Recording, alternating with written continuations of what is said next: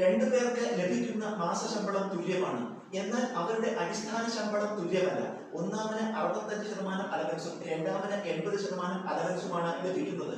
അവരുടെ അടിസ്ഥാന ശമ്പളങ്ങളുടെ അംശബന്ധം എത്രയാണ്? രണ്ടുപേരുടെ അവരുടെ മാസശമ്പളം തുല്യമാണ്, മൊത്ത ശമ്പളം തുല്യമാണ്. എന്നാൽ അടിസ്ഥാന ശമ്പളം അതായത് ബേസിക് പേ തുല്യമല്ല. ഒന്നാമന് 65% അലവൻസ് ആണ് കിട്ടുന്നത്, രണ്ടാമത്തെ ആൾക്ക് 80% അലവൻസ് ആണ്.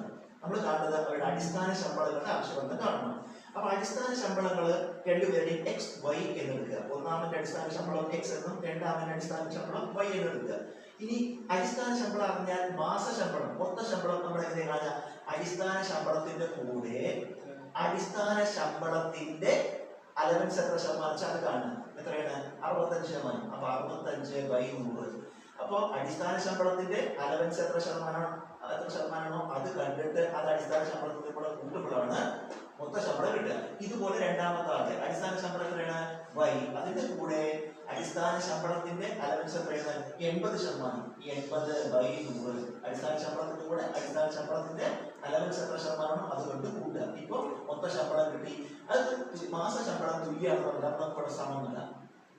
എക്സ് പ്ലസ് എക്സ് ഇൻറ്റു ഇത് 5 കൊണ്ട് വിളിച്ചിരിക്കുമ്പോൾ 13 5 65 25 100 സമം വൈ പ്ലസ് വൈ ഇൻറ്റു ഇത് 5 കൊണ്ട് വിളിച്ചിരിക്കുമ്പോൾ 5 കൊണ്ട് 20 കൊണ്ട് വിളിച്ചിരിക്കുമ്പോൾ 4 20 80 5 20 100.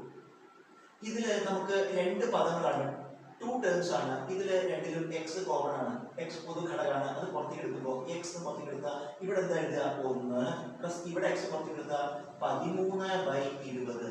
അതായത് ഇത് നമ്മൾ കുറിച്ചാൽ കൂടുതൽ കിട്ടണം. എക്സ് ഇൻറ്റു 1 എക്സ് കിട്ടുന്നത് എക്സ് ഇൻറ്റു 13/20 ഇത് കിട്ടി. സമം അതുപോലെ ഇവിടെ രണ്ട് പദങ്ങൾ രണ്ടിലും വൈ ഉണ്ട്, വൈ കോമൺ ഫാക്ടർ എടുത്തു ഇൻറ്റു ഇവിടെ വരും 1 പ്ലസ് ഇവിടെ വരും 4/5. ഇത് കുറിച്ചാൽ കൂടുതൽ കിട്ടുമോ? വൈ ഇൻറ്റു 1 വൈ കിട്ടുന്നുണ്ട്, വൈ ഇൻറ്റു 4/5. നമുക്ക് എക്സ് ഇൻറ്റു ഇടുക, ഇത് കൂട്ടുക. ഇതെങ്ങനെ കൂട്ടുക? 1 കൊണ്ട് 20 ഗുണിക്കുക, ഒരു 20 20 എന്നിട്ട് 13 കൂട്ടുക. അപ്പൊ എത്ര വരും? 33/20 കിട്ടും.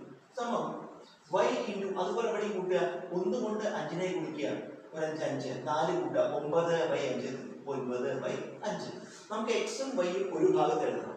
ഇവിടെ എക്സ് ഉണ്ട്, ഇൻറ്റു വൈ ഇൻറ്റു വരുമ്പോ വൈ എന്നായി. അപ്പൊ എക്സ് വൈ സമം ആ ഭാഗത്ത് എന്തുണ്ട്? 9/5.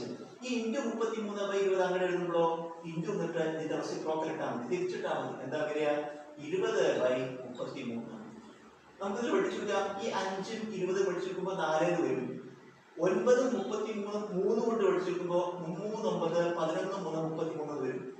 ഇനി അംശങ്ങൾ കുറിക്കുമ്പോൾ 3 ഇൻറ്റു 4 12/11. എക്സ് ബൈ വൈ സമം 12/11. അപ്പൊ എക്സ് ഈസ് ടു വൈ എത്രയാണ്? 12:11. അതായത് എക്സ് ഈസ് ടു വൈ എന്താ? അടിസ്ഥാന ശമ്പളങ്ങളുടെ അംശബന്ധം നമുക്ക് കിട്ടി എത്രയാണ്? 12:11.